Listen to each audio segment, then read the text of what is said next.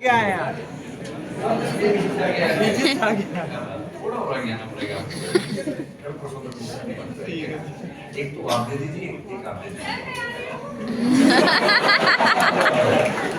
Confidence को देखते हुए मौका दीजिए आइए एक मुझे देखते हैं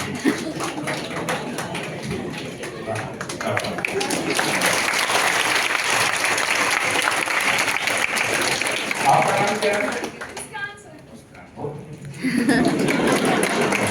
मेरा पूछे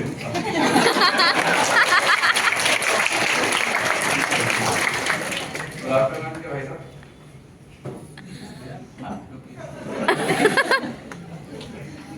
आपको पूछने का मन नहीं करता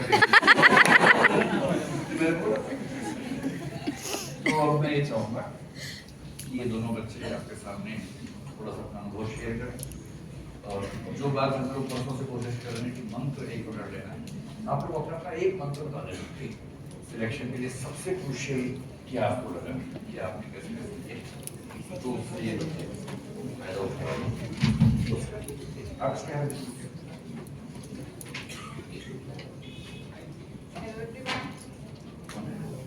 hello hello everyone.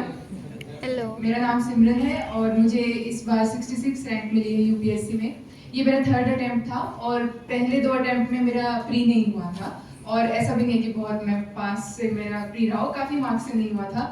I feel that मैं अपने पहले अटेम्प्ट्स में अपनी प्रिपरेशन को लेके ऑनेस्ट नहीं थी और मैंने एग्ज़ाम की जो रिक्वायरमेंट्स हैं वो भी नहीं समझी थी।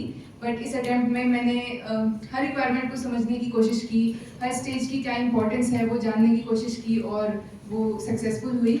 और जहाँ तक मंत्रा की बात है वैसे तो वही है सब, स्टिक टू बेसिक्स, कम resources, multiple revisions, answer writing practice, mocks, ये वो। पर एक चीज़ जो मैं करती थी और जो मैं मल्टीपल टाइम्स अभी बोल चुकी हूँ वो है कि मैं अपनी कमियों से सीखती थी और कमियाँ आइडेंटिफाई करने की कोशिश करती थी। तो फॉर एग्जांपल अगर मैं मेंस की टेस्ट सीरीज लिख रही हूँ और मुझे एक टेस्ट में कोई पर्टिकुलर फीडबैक मिल रहा है तो मैं उस अगर कोई पर्टिकुलर फीडबैक मिल रहा है तो मैं उस फीडबैक को एक्सेप्ट करके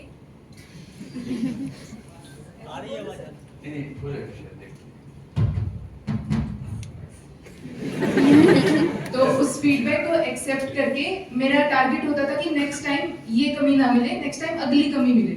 और एंड तक मैंने ये कंटिन्यू रखा मैंने, क्योंकि मैंने मॉक दिए थे मेन से 2 वीक्स पहले। एक टाइप से ऐसा मॉक दिया था कि एक सुबह एक शाम को 3-3 घंटे का जैसे हमारा मेंस होता है। तो उसमें भी मुझे मिला था कि आप डाटा और फैक्ट्स थोड़े कम लिख रहे हो। तो लास्ट वीक में मैंने सिर्फ डाटा और फैक्ट्स ही प्रिपेयर किए, मैंने नोट्स पे रिवाइज नहीं किए। तो वो इसलिए क्योंकि वो मेरी कमी थी। आपकी कुछ और होगी तो आप उसको आइडेंटिफाई करिए और तुरंत उस पर एक्शन लीजिए, तो आई थिंक आपको सक्सेस जरूर मिलेगी। इंटरेस्टिंग बात ये है कि 2 बार प्रीलिम्स नहीं हुआ, तीसरी बार में हुआ तो हो ही गया। तो इनकी फर्स्ट प्रेफरेंस आईएएस है तो मिल ही जाएगा, आईएएस होना तो मिल ही जाता है। किसी भी रूप में अटेम्प्ट मिल जाए आखिरी था, इसके बाद इनको एग्जाम देने की जरूरत नहीं पड़ेगी। ऐसा ही होता है एक झटके में, जो भी हम बात कर रहे थे कि प्रीलिम्स 1-2 बार भले ना हो, मेंस अगर 2-3 बार में नहीं हो रहा तो समझ लो कोई सीरियस मिस्टेक हमसे होगी। मेरा नाम अंगद जी। मेरा सेकंड अटेम्प्ट सीगा, फर्स्ट अटेम्प्ट मेरा प्रीलिम्स नहीं होया सी, सो सेकंड अटेम्प्ट चाहे फॉर्चुनेटली क्लियर हो गया। सिमरन ने सारा कुछ दस दिया, सेम ही एडवाइस है मेरी।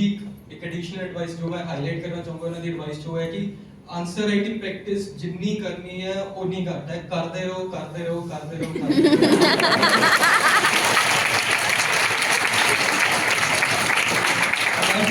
Time around 35 to 40 full length test लिखे सी एंड पीवाईक्यूज ओतो लगतू, सो अबाउट 8 to 900 क्वेश्चंस मैं लिखे सी और सिर्फ मेंस से 2-3 महीने। उस तो पहले अबाउट आई डोंट नो कितने क्वेश्चंस मैं लिख चुका होगा। So answer writing is my one tip या एडवाइस के वो करते रहो।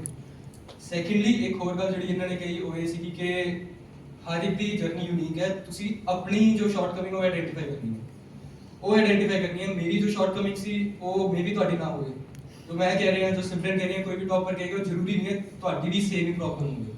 ਜੋ ਤੁਹਾਡੀ ਪ੍ਰੋਬਲਮ ਹੈ ਉਹ ਆਇਡੈਂਟੀਫਾਈ ਕਰੋ वो हौली हौली करके प्रैक्टिस ना होगी, so keep practicing, keep writing, keep revising.